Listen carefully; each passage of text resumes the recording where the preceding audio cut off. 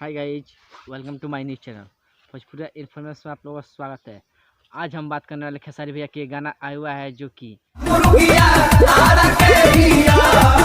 जगदीशपुर नया साल का गाना है। आप लोग बता दिए गाना यूट्यूब में तो पूरा गर्दा गर्दा कर दिया है। बता दें कि अभी ट्रेंडिंग में म्यूजिक सेक्शन में अभी 4 नंबर ट्रेंड कर रहा है ये गाना। आप लोग बता दें कि म्यूजिक यूट्यूब के मेन सेक्शन में अभी 1 नंबर ट्रेंड है जो कि मेरे मोबाइल के स्क्रीन शॉट पर आप देख रहे होंगे।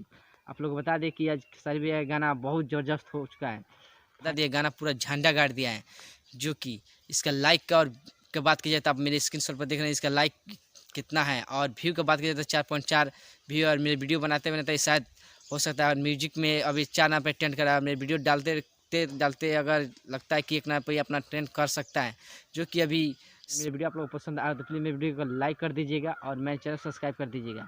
तब तक मिलते हैं नेक्स्ट वीडियो में।